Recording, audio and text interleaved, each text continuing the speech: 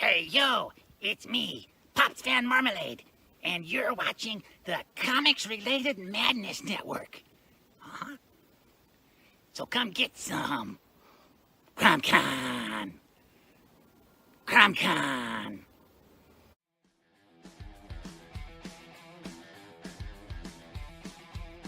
If you're a fan of comic books and comic book conventions, Daytona Beach Comic Con needs to be on your list of must-attend events.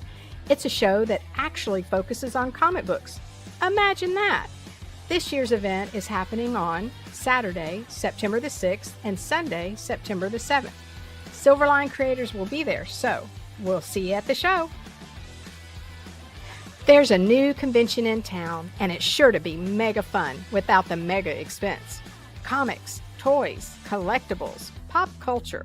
ShadowCon, Saturday, February 1st, 2025 in Orlando, Florida. Silverline creators will be there, so we'll see you at the show. If you find yourself in the Orlando area, and let's be honest, doesn't everyone come to Orlando for the House of Mouse? Head over to Coliseum of Comics to get your comic book fix. Be sure to check out their location on East Colonial Drive, where they carry a wide selection of independent comics, including Silverline books. Stop by and don't forget to tell them Silverline sent you.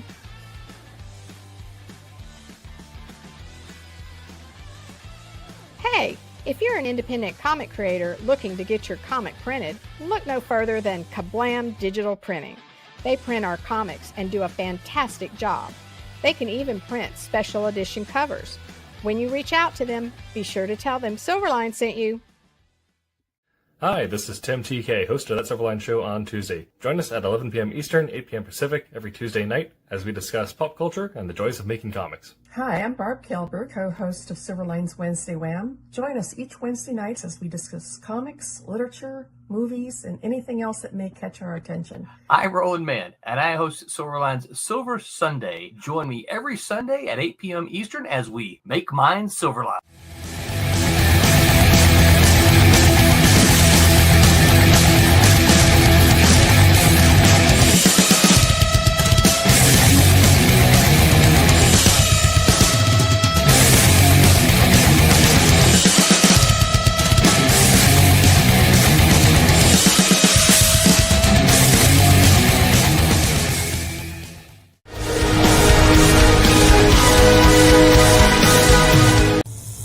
Cat and mouse, vipers.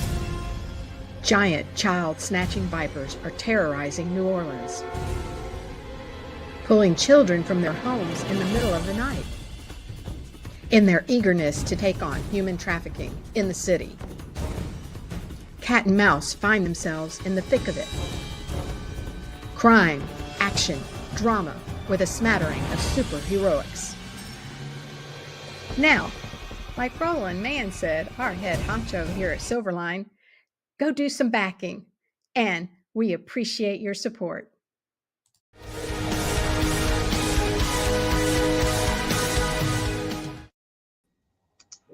Hello, Internet. How you guys doing? Dave, it's good to see you.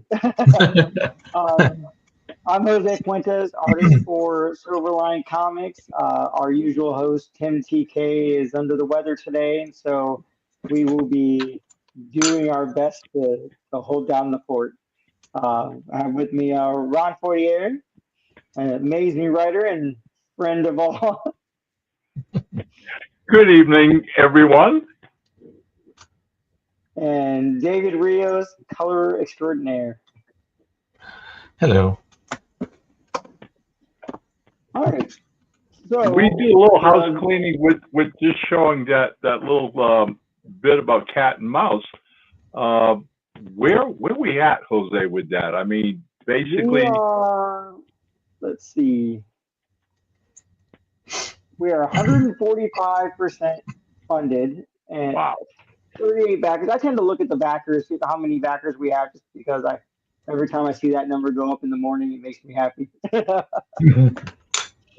Yeah. But I believe we have 5 more days left of crowdfunding. It ends, I believe the last day is Easter Sunday. And We added this week. We've added in new rewards. Um, we've added in blank sketch covers. I will anybody that backs with that reward. I will be doing some sketches on blank sketch covers to get them out to backers. That is awesome. That's easily one of the most successful campaigns Silverline has run, and I think it's testimony to the appeal of the series itself, which Roland's been writing for a long, long time. Yeah, I'm excited for this. Not just because I worked on it, but just because I think the story is just a great story. You're fighting human trafficking, and fighting against giant snakes. I mean, what could be more fun, artistically than that? So a topical subject, very much. Not so much the giant snake, but the whole concept of human trafficking, which is one of the great ills of our society today. It really is, and I mentioned before, it's one of the things that a topic my wife is very passionate about, like reading as much as she can about it and whatnot. So when Roland offered me the job to ink it, I had to jump at the chance for it. So yeah, I'm excited for this. It's doing great. I appreciate all of you that have backed the book. I appreciate all of you that are sharing it with your friends and family. Let them back it and get their own copy so that you guys can compare what you like about the story. We still have some pretty good rewards. Obviously, we have the foil cover, which is exclusive to just the crowdfund, and then we have the cover, the original pencils for the cover. That's the foil cover by Angelo Concepcion. He has the pencils up there as well as a few pages. So, do you want to scroll through a little bit and people can see what some of the options are and some of the stretch goals and all that? Yeah, we're very close to our first stretch goal.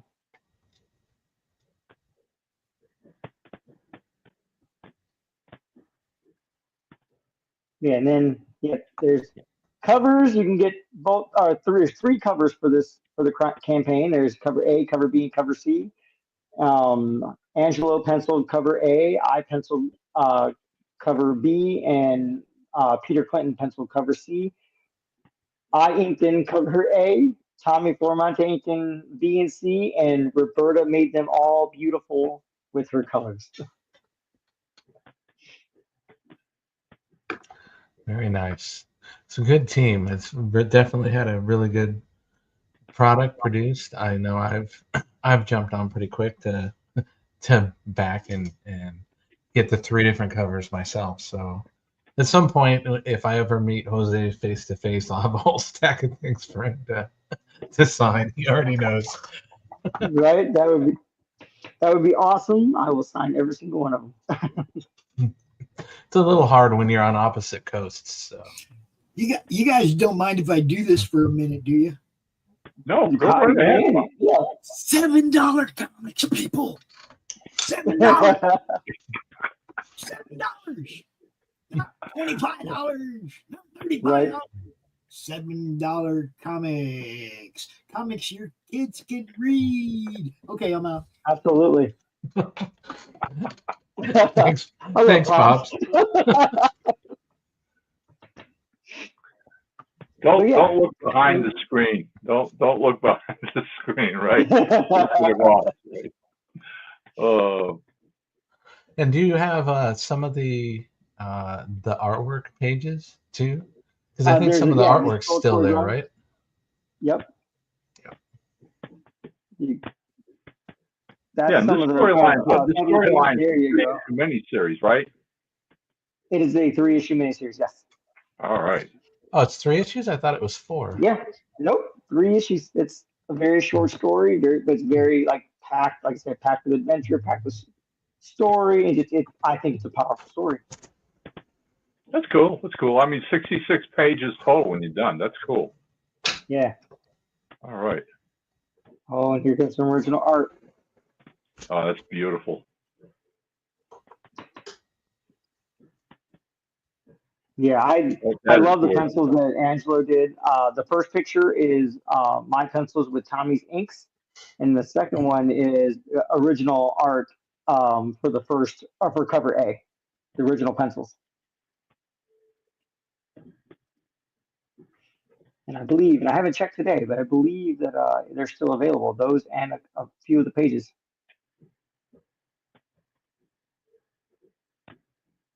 Hey, I know those There's people. the A team.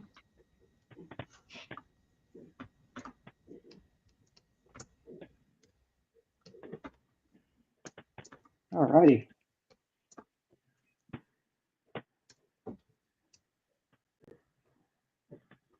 That should be one of the original, one of the pencils. I think that's the one I did. Yeah.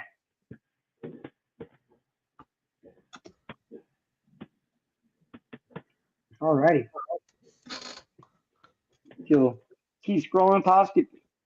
There we go. Right. Cover C.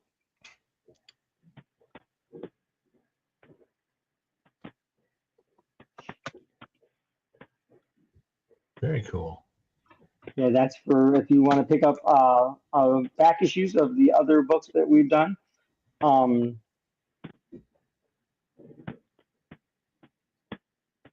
Yeah, you can pick up the entire series, the entire mini series for those particular books.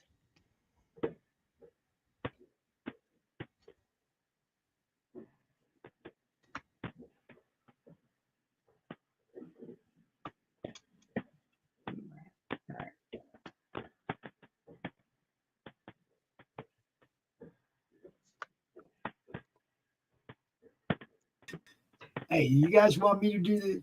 You gotta talk. Sorry. Look, this right here. I'm terrible at promoting something I've been a part of. This tier right here is for the 3-issue miniseries that Silverline has available: Friar Rush, Switchblade, and Teen Beetle 1, 2, and 3. You can get any of them. All right. The one up above that was all the 4-issue series that they have available: Cat Mouse, Divinity, Kalis, Trump's Grim. Let's see what else we got here. More killer art. This is there's the original art. Sion art. Yeah. I'm really surprised that one's still there. I ain't gonna lie. So am I. It's a fantastic piece. And that one. I'm surprised both of them are still there. That's no lie. And there's some page art too. Just the one page or yeah, okay, page 5. That's it.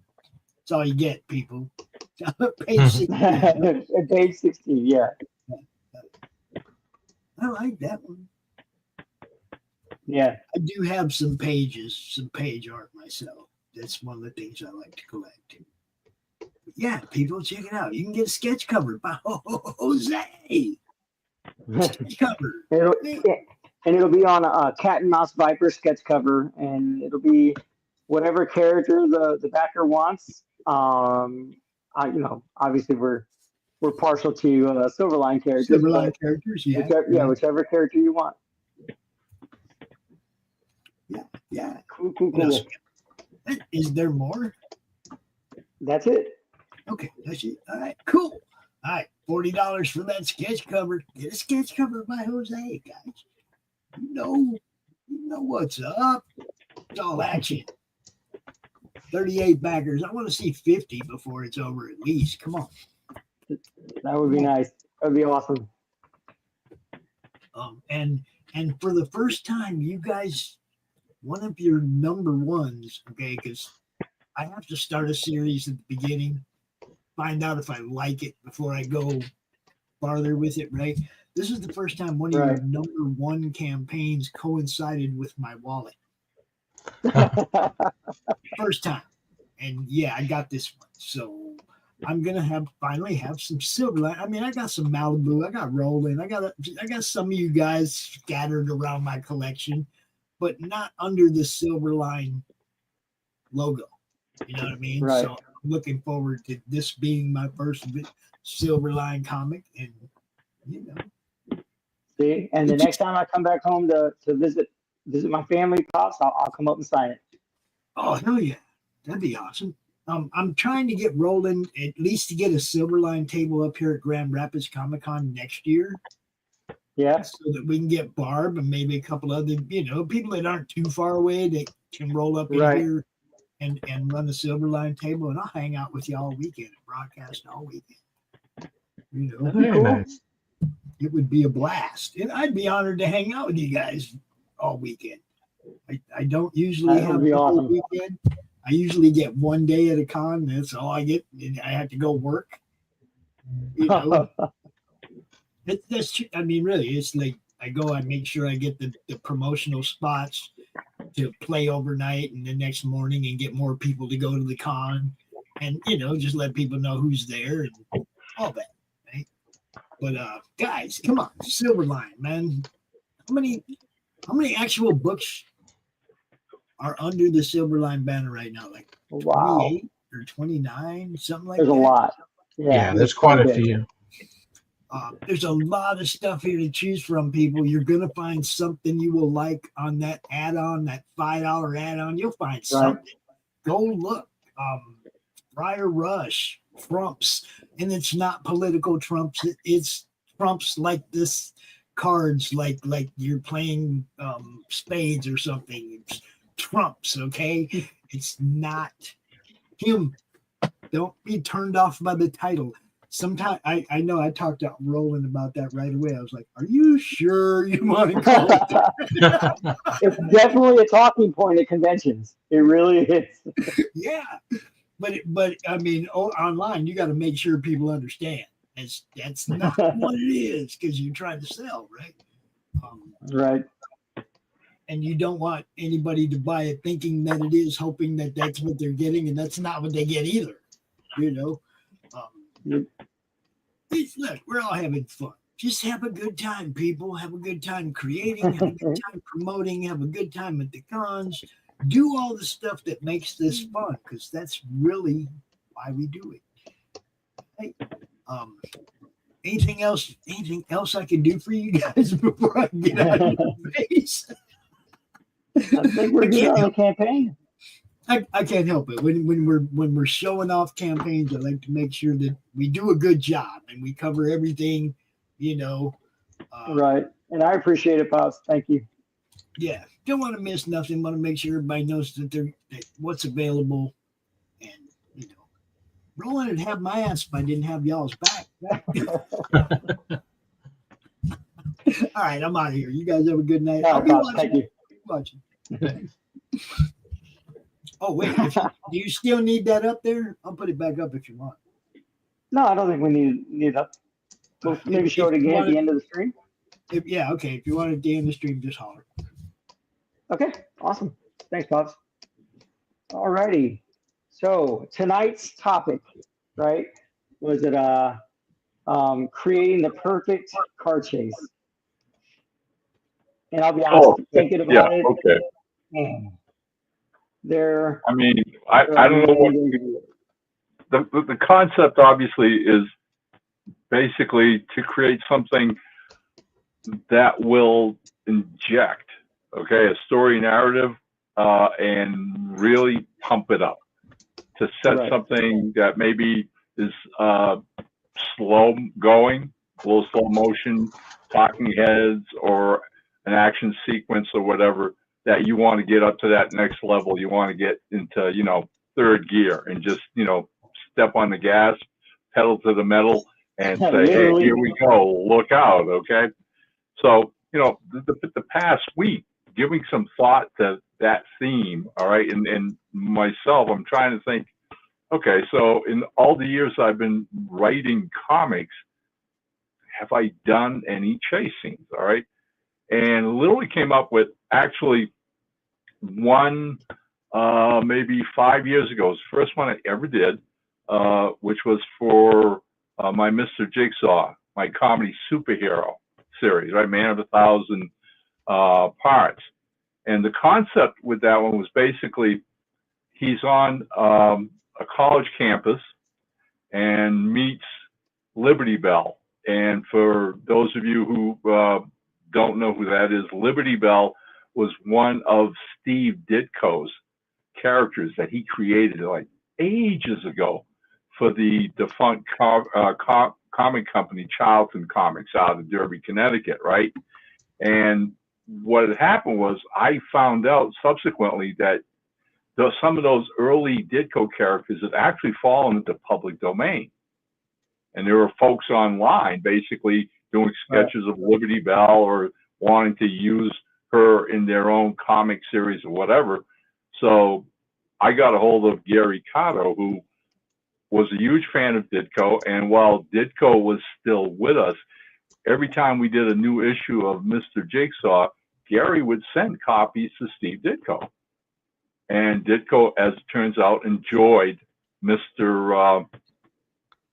Jigsaw and enjoyed getting those comics. So I thought it'd be fun if we used Liberty Bell and had her guest star in an issue.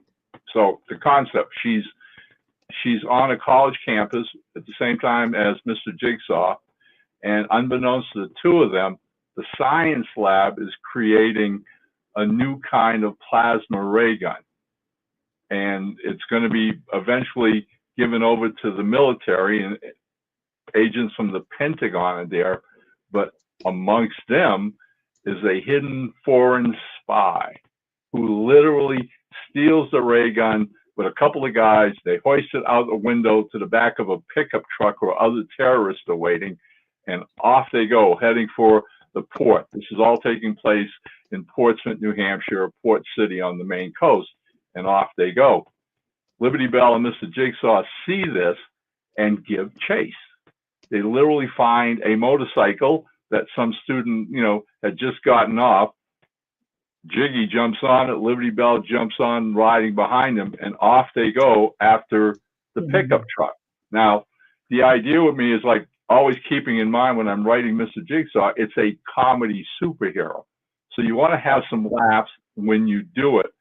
And I'm envisioning in my script how they're going down these narrow streets.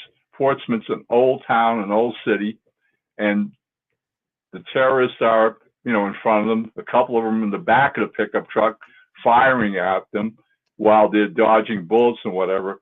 And because Mr. Jigsaw is local to this part of, the city and Maine, he knows the side streets and basically eventually decides he can take a shortcut and come out on the main boulevard to downtown Portsmouth and cut them off, which he does after a couple pages. Thing is, they come whipping out of this side alley with the terrorists behind them.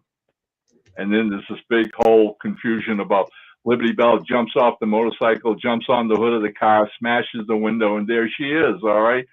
I mean, we had such a good time writing this. The kicker is when you're writing a chase scene, creating a chase scene, you have to somehow or other visualize the tempo of it and how many panels you want to put in it so that it works just to achieve what you wanted to achieve, that you don't want to overextend it, because ultimately what you're going to be doing is padding the story.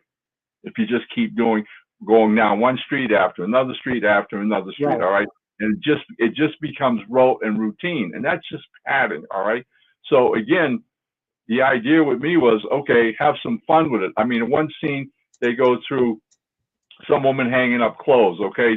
The old Rocketeer thing where he drives his motorcycle through the clothes she's hanging up, right? And he's got a pillow over his face or something, and he can't see where he's going for a few seconds. And you do this kind of stuff for laughs, but keeping in mind, like I said, you keep the tempo going, you keep the speed going. So the ultimate conclusion, Liberty Bell jumps on the back of the pickup truck, fights the terrorists, and basically causes them to go off the road, hit a telephone pole. Mr. Jigsaw gets in the final battle, and that's it. So that's the first chase scene I ever wrote. Like I said, 5 or 6 years ago. All right.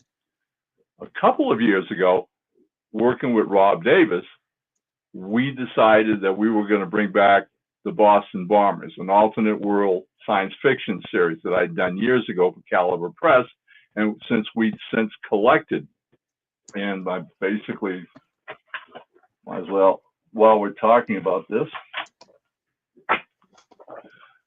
the Boston Bombers. Yep. That's the collection from Redbud Studios, which Rob publishes. And it's an alternate world adventure, like I said, featuring 4 female leads. So here we go. We're doing the second volume, and I wanted to really pick up where we left off with the first volume, where Princess Augusta, a Roman princess, is basically gone into hiding because at the end of the first volume, her father, the emperor, has been killed in a coup by members of the Senate, war hawks who want to start a war with Europe from Rome, South Africa. So she basically barely escapes them, and she's gone. The book ends with them trying to find her. She's the only heir that can change things back in Rome, Africa. The Boston bombers work for the Vatican. They're agents for the League of Nations, and they're looking for her. And that's how Volume 1 ended 25 years ago. All right. So we come back with Volume 2, and literally she's in Madagascar. And some Roman agents have found her there. And they literally break into a restaurant or whatever where she is with some of her friends, shoot a few people. She runs out the back alley, sees a motorcycle, jumps on it, and takes off. Comes into the main street where other Roman soldiers are waiting in a Jeep. They see her go by and give chase. And now you have this. Nice. And there's your chase scene. Okay? It's 1, 2 pages. Right. Again, I try to keep the panels 4, 5, or 6 at minimum, at maximum. So now we got 1, 2,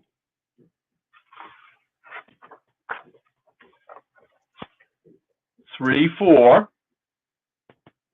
Basically, they're chasing after her. They're shooting at her. She's dodging them as much as she can. Almost gets hit by a bus.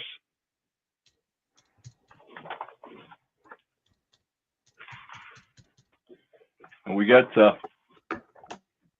5 and 6.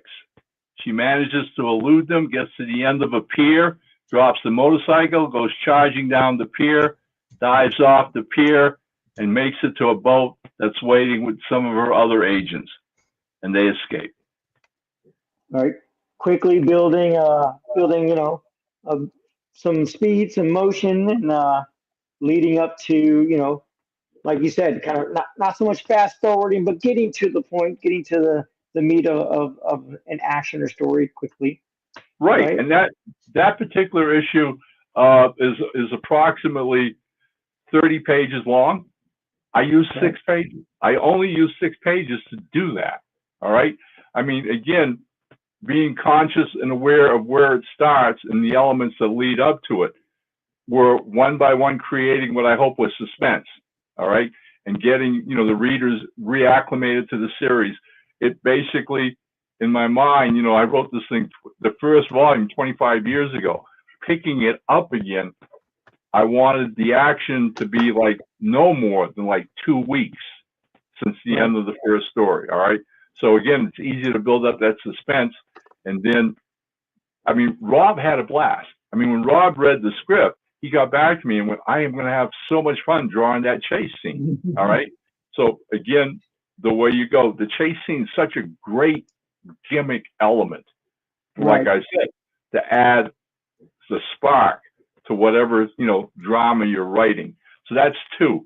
And as it turns out, just last year, I wrote my 3rd ever, and this is a straight out car chase, but no, it hasn't been illustrated yet, but this one's coming from Silverline, because as we've talked in the past before, I have a 3-issue miniseries in production right now called Chivalry Incorporated, which Javier Lugo is penciling, and Jesse Hansen is inking, and Mickey Clausen is coloring, with Mike Belcher doing the lettering.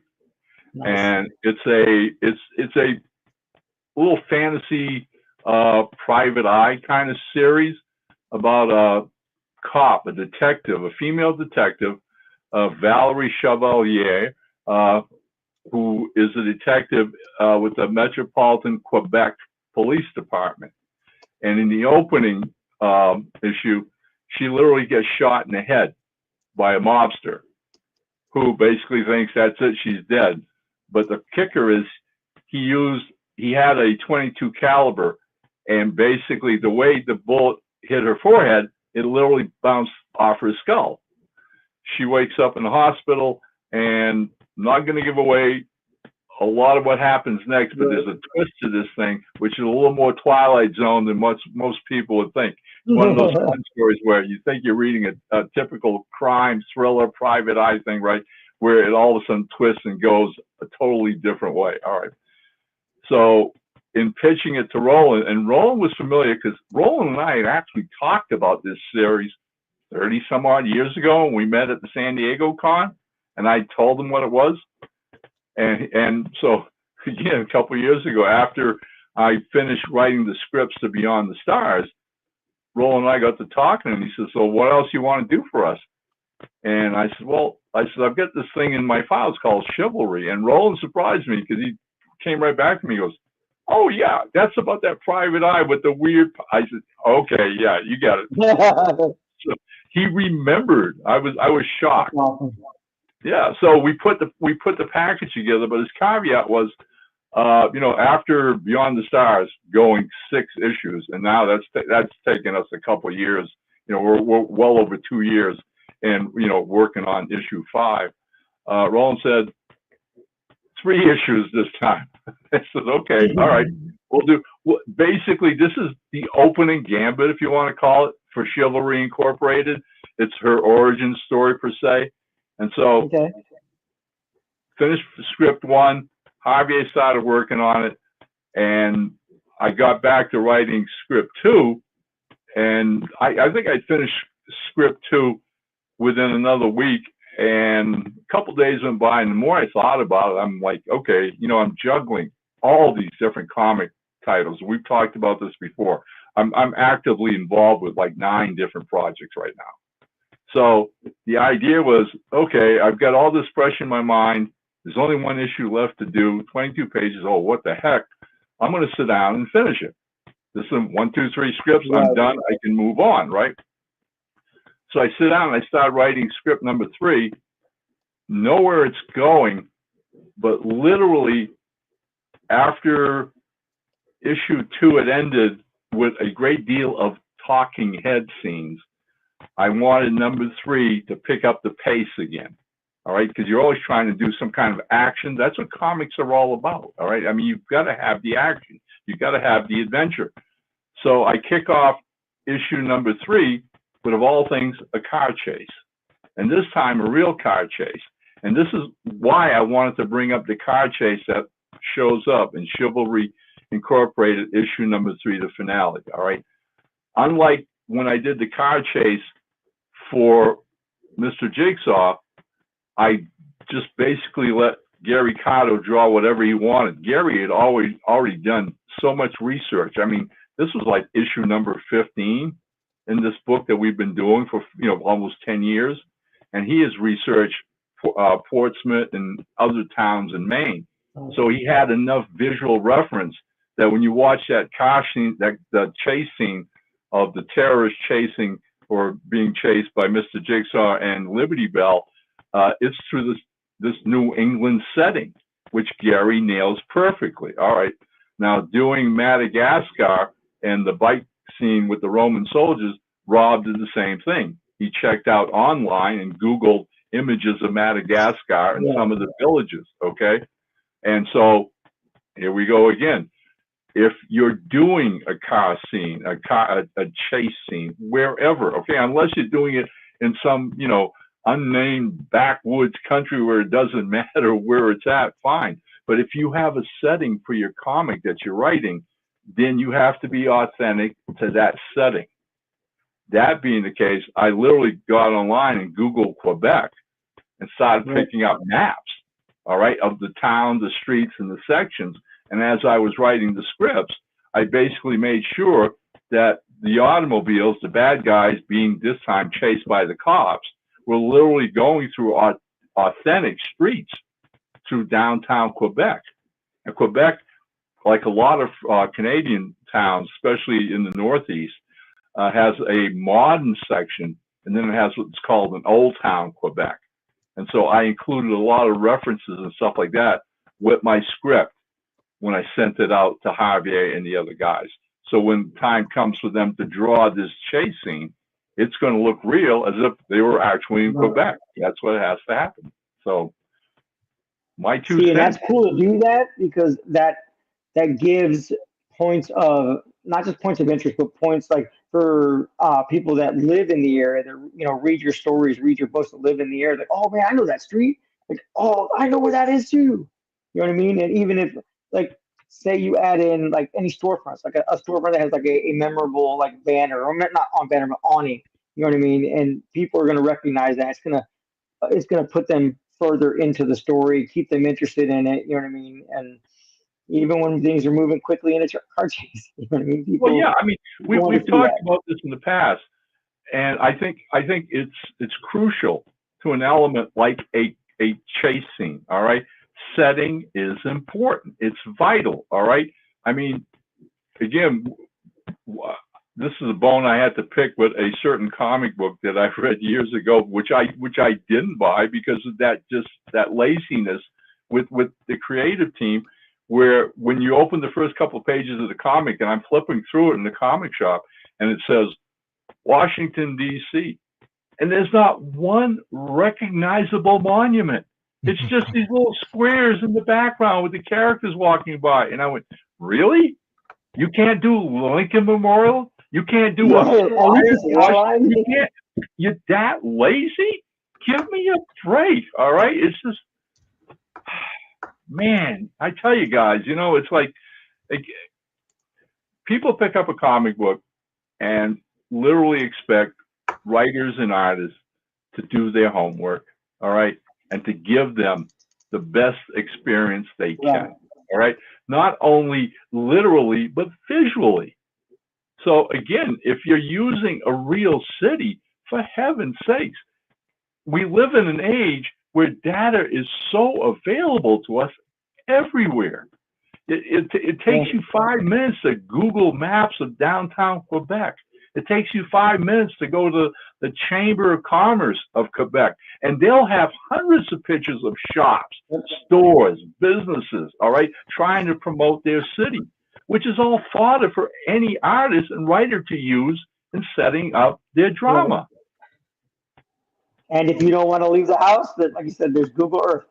You can Google Earth. It'll give you street by building and building next to you. It'll give you a 3D model of how tall each building is. Like I've used it for some background stuff to help me out perspective wise, and I've used it for role playing games where I would bring the map up so that people could visualize where they're at in that particular thing. I want to take a quick step back because you had mentioned the Mr. Jigsaw cover, the chase scene. Possibly bring that picture up because it has to be shared, Ron. It has to be shared. I mean, I will bring it there. There you go. Thank you. I'm glad you found it. All right. Not every day. Yeah, and see, so here we go. This is the twist in the chase itself, where they literally end up in front of the people they're chasing.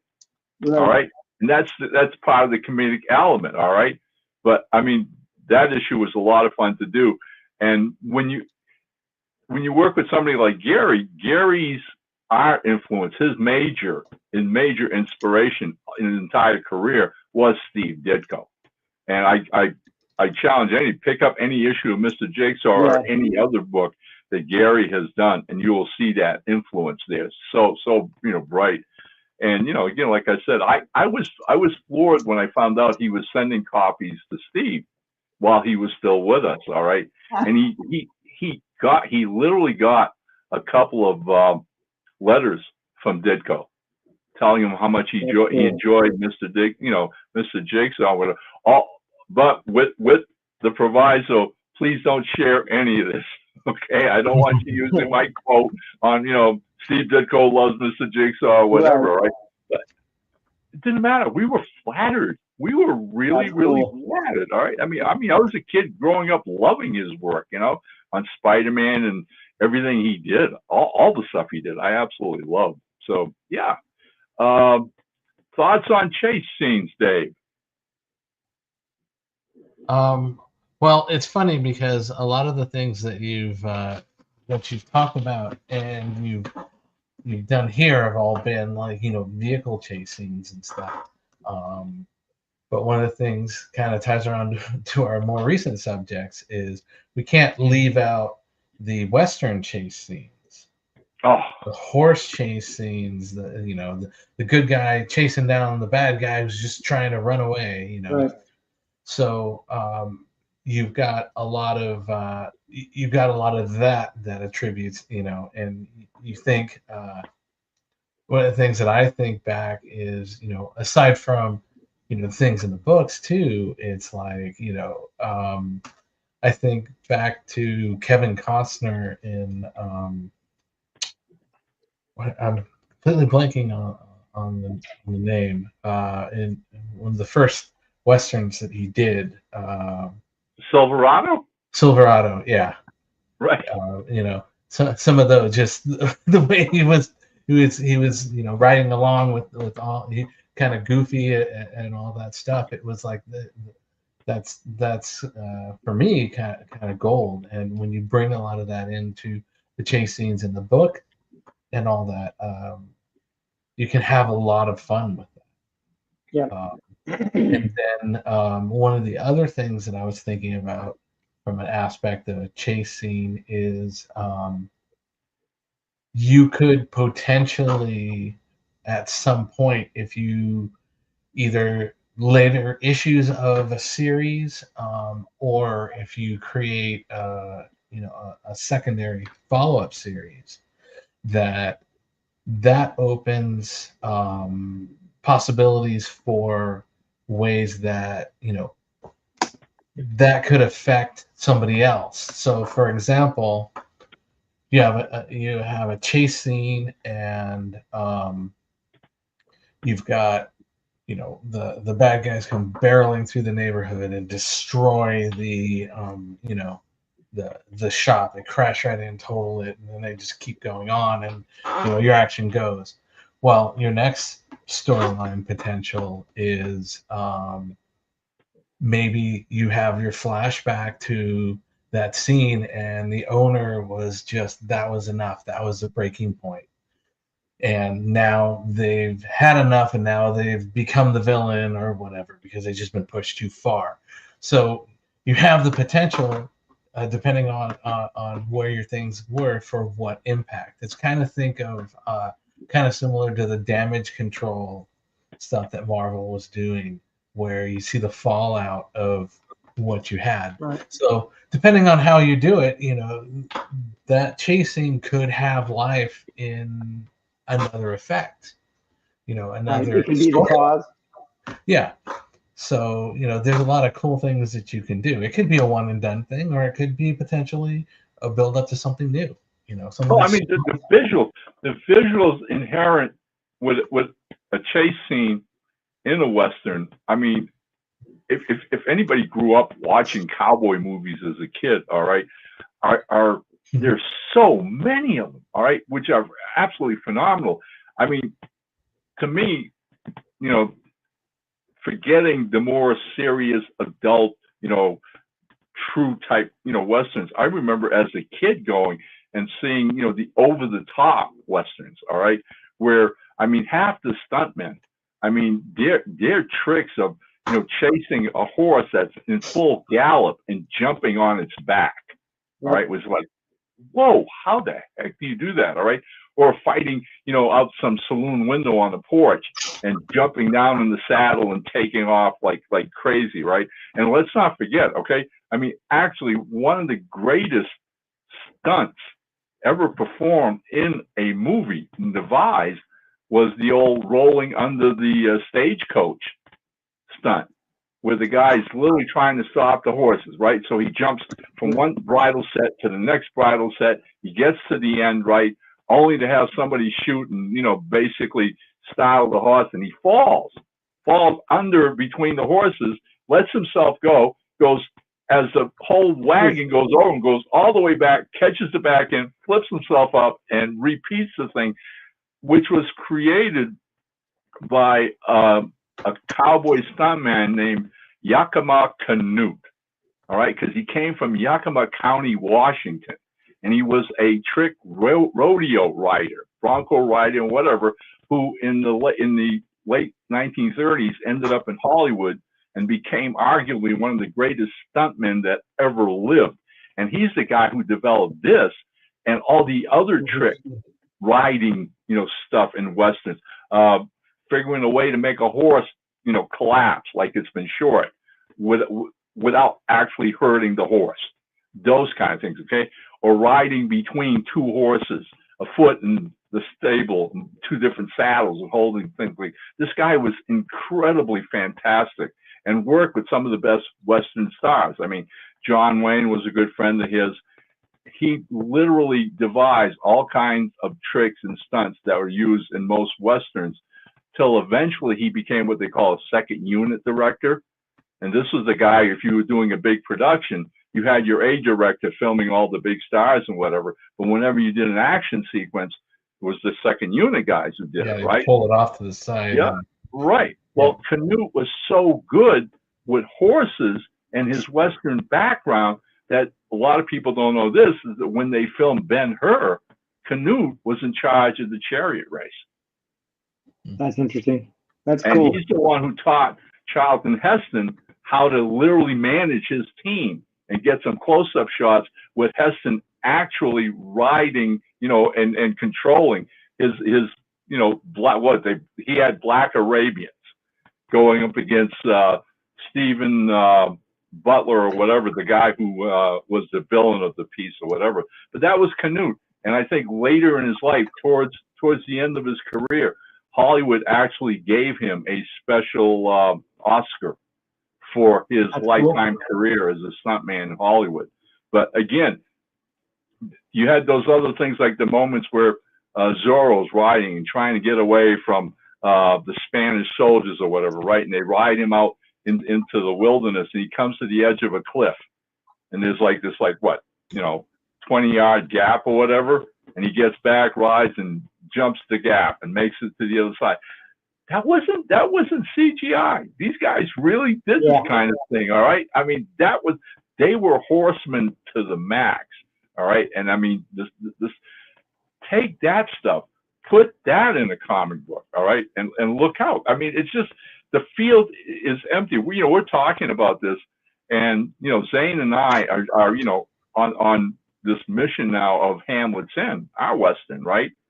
And the first issue doesn't have a whole lot of that. It has some bits of the outlaw gang getting away from some of the tragedies that starts the film. But I mean, just us having this conversation, I'm already starting to get ideas what's going to happen, like in issue 2 and issue 3, and really take advantage of this stuff. It's what we do, right? We help stir the stew, so keep those ideas churning, keep the moving. Yeah, I mean, right. I mean, I'm listening to what Dave's saying, and I totally get it, because it brings back a whole lot of memories, like when I was a kid. And obviously, it was that kind of thing, Dave, where especially for B movies, all right, you had to have chase scenes, and you had to have your heroes riding hell bent for leather. All right, I mean, nothing. Movies. Yeah, nothing gave a Western a shot in the arm more than a chase scene. Yep. All right, whether you were chasing the outlaws or you were wrongly convicted of murder and the posse was chasing you. And you had to get away from them. Another one of my favorite sequences was like Zorro be riding away from the Federales, right? But then he'd ride under some big oak tree with the branch, and he'd catch it and flip up on the branch, and they'd all go riding past him. It's just, oh yeah, good stuff, which is, again, visual. It's perfect for comics. Mm-hmm. Well, like I said, I mentioned just like James Cagney, the old PI movies, the old classic movies, when they would show this car chases, and all you see are the lights blipping by the side windows as they're driving and whatnot. Obviously, movie magic and whatnot, but incorporating that into a chase scene for comics as well. Not necessarily obviously lights, because we're working in 2D, but creating speed lines. You know what I mean? As techniques for said chases. Even for a western chase, you still are going to implement these speed lines, these zap lines. So like you see horses going by, or you see cars chasing through. There are several panels that if you look at any chasing and whatnot, you're going to see these speed lines going by, and it's been a technique used, for years. You know what I mean in comics to create the sense of not just motion, but like high speed motion. That things you're blurring by things, you're blurring by buildings, you're blurring by people. Um, David mentioned about the chase being is a chase going through someone's neighborhood was what instigates like a villain being created, or the origin story of a particular character. And it brought to mind sometimes you see in movies where there's a calm, you know what I mean? The neighborhood's quiet. You see a guy taking out his garbage, you know what I mean? Some lady walking her dog, and very quiet neighborhood. And then all of a sudden, boom, and it's just these cars leaping over like the hill of the neighborhood, just going by, garbage cans flying. You have no clue why garbage cans are flying in the air. Garbage cans flying in the air, just like the paper and the breeze away, just showing like just the chaos created from said chasing. Um, that that level of I would say paneling helps to create that same that Oh yeah, same feel. oh yeah. Like when you Hey, look, mentioned you would have your panels like normal, but like you start tilting them off keister and whatnot, off kilter and everything, to create that. Looking at it becomes visually chaotic as well. right, right. I remember, on what 70s, I guess, or early 80s, but probably the 70s, late 70s. But television's The Dukes of Hazzard, right? Oh, And come on, that whole TV series is built around the General Lee, the sports car, all right. right, their muscle car. You didn't have one single episode where the local sheriffs were always trying to catch him. Then you had all those Burt Reynolds movies, the car chase The movies or cannonball, whatever, right? Smokey and the Bandits. Smokey and the Bandits. looking the bandit. Classic stuff. All right. So yeah, all that. Again, is just waiting for artists to capture. And I appreciate you talking about the speed lines, Jose, because I think manga uses speed lines Oh, over the top. absolutely. All right. When you see characters running, all right, or cars or anything moving at lightning speed, speed lines are everywhere. All right. And it works. It heightens that whole Yeah. sense. All right. You get it immediately. Yeah, you don't even have to draw a background when you. No, I mean, no. from an artistic point of view, you could have a few elements here and there, but like really, if you're trying to convey that movement, you're trying to convey, somebody getting flipped and whatnot, and then landing, and then you know what I mean, the slide, Yep. you know what I mean, like Yep. the speed lines that and whatnot, that just to show that, like you feel that, like in your mind, you're reading it backwards, but you're reading that, and you're in your mind, you hear that he stops. You know what I mean? It's just such a great dramatic tool to be able to Well, use from an artistic point of view. well, you've got the speed lines, but you've also got some of the debris lines and stuff like that. If you just turn around and you think, that the whole scene from Akira where Kaneda's on the bike and the bike just slides, and you just see the smoke as it's sliding through, Right. just the impact. There's a lot of fun you can do. And it's really weird because a lot of those scenes will allow you to do stuff that you really wouldn't think of doing, or really, you think about it, you have a small panel and a panel is zoomed in on a wheel and the wheel is doing a burnout, so it's kicking things up. There would be no other place that you would just insert a wheel or something like that. But in these type of scenes, it's like, Right. hey, this is a good thing to drive the point. It's small, it's there, it's let's go. So there's a lot of things that you can play around with that are really interesting. So. Right. Oh yeah. Oh yeah. Now, Good one of stuff. my Good favorite stuff. things to do, because I've done one chase scene. I did it when I was in art school, and we got to have whatever we wanted to chase each other, right? And so I picked a '57 Chevy and a classic Charger chasing each other because I wanted to draw the big blower sticking out of the front end, and I wanted to draw the fins on the Chevy, and just. But I know we've talked about when narrating panels and whatnot, move your camera around, and that was the one of the most fun things to do because those are just beautiful looking cars. Like I don't care what anybody says, they don't make cars like that anymore. They're the most beautiful looking cars. And just you want to spin the camera around to look up at like through the wheel, through the fender and whatnot. Like, it didn't matter who was in the inside of my car at all. I literally drew them in a silhouette. That was it. You couldn't tell who they were. It didn't matter who they were. The focus was on the car, like juking across, fighting each other for the lead. And at the very end of my pages that I did, I think it was a 3 or 5 page that we did, I had them breaking through a barrier sign and like leaping over a cliff. And so I took it from like the view like this, where like you saw, it was kind of coming towards, you saw the underneath, the wheels are all bent up, you know what I mean? Just, and doing that, taking just the liberties of that, you stretch the car out a little bit, you kind of lean it because, you have creative liberties to, give it a little more flexibility just to put an emphasis on like the curves, on the turns, Well, I got a story for you guys that you're gonna love, and we'll hopefully use this to wrap this episode up, okay? Because we're talking about all this wild and crazy stuff about cars and automobiles and souping them up, right? A few years back, and this isn't long. This is only a couple of years ago. We've got a professional artist who lives here in Fort Collins named Jeff Slemons. All right.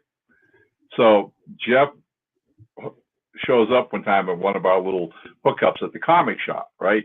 And Jeff and I have known each other for a while now. And he comes over to me one day and he goes, he says, you familiar with that magazine, Car, C-A-R, Tunes? And I went, yeah, isn't that hot rod magazine that uses cartoons and articles on hot rods? I mean, this thing's been around forever. Yeah. He says, I've been doing a lot of drawing for them, a lot of sketches or whatever. But the editor likes some strips, some comedy strips. He says, do you think you put something together? I said, what are we looking at? He said, 5 pages. I says, I'll get you some. So I go home and I think about it. And I end up writing, because the Dukes of Hazzard came back to my mind immediately. And so I started thinking about this hillbilly town with this guy, all right, like call him Buck, because I don't remember the thing. I have this thing locked away somewhere. But anyways, he runs a garage with an older guy, all right, which he calls Pop, all right? So Pop can listen to that and take that, right? And basically, to make some extra money, because the garage is like barely surviving, he drives the local rural bus through the parish and picks up the kids, all 20 of them from this part of the parish, and takes them to school. The thing is, Buck gets drunk every night and gets up late every morning. And by the time he gets to the school, it's like the school's been, started in like 15, 20 minutes. And so in the opening sequence, he gets to the school and the principal is like Big Bertha. She's standing there with her arms, big heavy set woman, right? And she tells him, Buck, you're late one more day and we'll find somebody else to drive the bus and bring these kids to school. You're out of a job. So now he's back at the garage and he's talking with Pops. He said, what are we going to do? And Pop looks over to the backyard. And it's like a junkyard with all these old rods and speedsters that they've stripped for parts. And he goes, I know a way you're not going to be late. So then I end that scene with this, it's nighttime and you hear all this banging and everything going on in the garage, right? So the next morning, the scene switches, and some of the kids are standing outside their homes in this corner, like I said, in the woods, and they hear this roar, right? All of a sudden, here comes this bus that's jacked up and souped up with pipes coming out the back, right? And Buck's hanging onto it. And he comes to a screeching halt, and the mothers are standing there with their hair up in the air and everything, right? The kids are beside themselves, and they jump in, they run in, and they basically zip off, right? And they make it to the school like 20 minutes early instead of late, right? Almost run over the principal. The kids are laughing. And so I called the damn story the Yellow Wizard. Nice. Jeff did so much fun drawing this thing. It is a hoot. And so I could literally put that feather in my writing cap that I actually wrote a comedy strip for Cartoons magazine. Right? Nice. That's cool. Very Right. nice. All righty. That was a great story. Let's see. It is just about time for us to go. And this So, has been let's oh, sorry. Go ahead. before we do that, just subtle reminders. Go check out Cat and Mouse Vipers. Don't yes. forget to go check that out and see if there's anything that interests you. Definitely, if there is, please go ahead and support that. Also, Ron has his current Kickstarter going. It is on Kickstarter, correct? Oh, hey. Yep. Right here. Oh, Hamlet's End. Ash can. Hamlet's End. yeah. So, I don't like Yeah. that, Dick. I don't like that. Ron, why? Every time Zane posts artwork, it just makes me upset because I want it in my hand now, and I gotta wait. I actually, you know what? Zane and I, and we were at the Wicked West Comic Expo this past weekend in nearby Loveland. And the first thing he did when he saw me come in and set up, came over and gave me his book of, the pages. He has finished all 24 pages. Oh, that's awesome. And so I got to see them. They're absolutely stunning and beautiful. And now, comes the inking. But again, thanks, Dave. We're looking to get maybe about 400, not even that. I just worked it out this afternoon. We're looking to get maybe another $360. And if we can get that, I added to, because we had a successful campaign, this thing's going to be in full color. So, hey, go to Kickstarter, say Hamlet's End, and help us out. yep. All right. I just want to make sure that we got those out. I appreciate it. Thank you so much. And as ever, Jose, what do you say? Well, first, let me remind everyone that we have a show on Sunday as well. Silverline Tomorrow, Sunday. too. We have, tomorrow. We have Wednesday Whammers at Wednesday is at 9, Sunday is at 8 Eastern time. And until next week, make mine Silverline. Make mine Silverline. Silverline.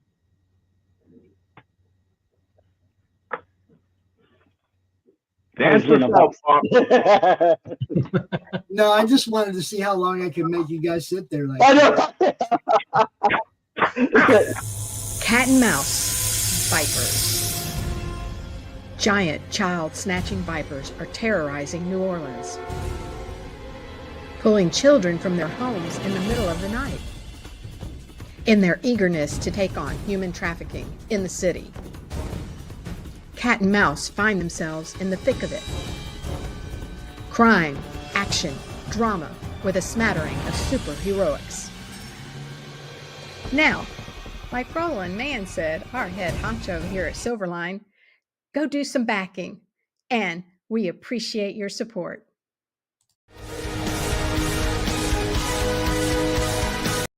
Hi, I'm Greg Horn. Make mine Silverline.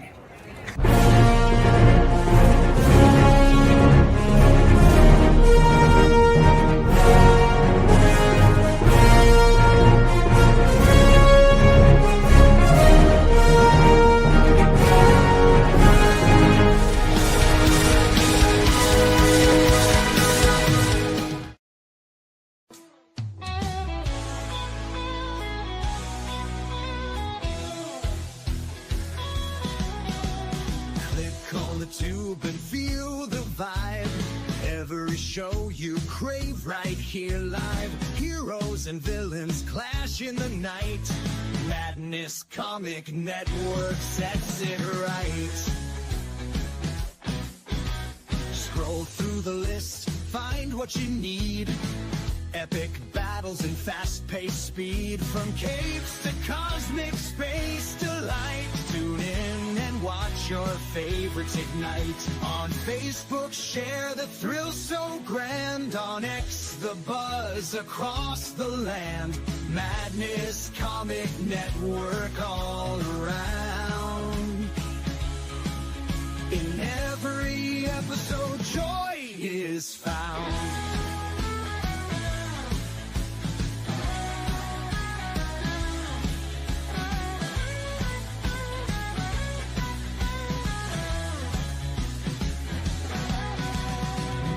Uploads, they never end.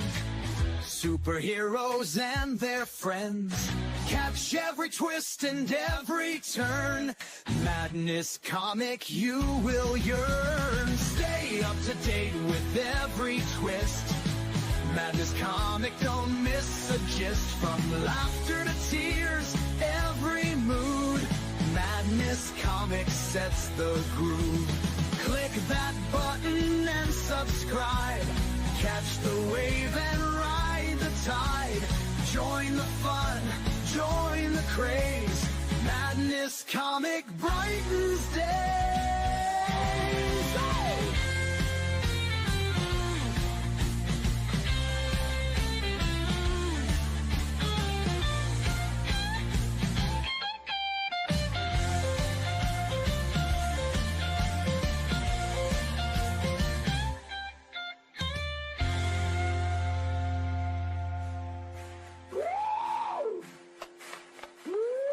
New uploads, they never end. Superheroes and their friends. Catch every twist and every turn. Madness Comic, you will yearn. Stay up to date with every twist. Madness Comic, don't miss a gist. From laughter to tears, every mood. Madness Comic sets the groove. Click that button and subscribe.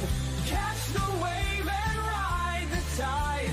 Join the fun, join the craze.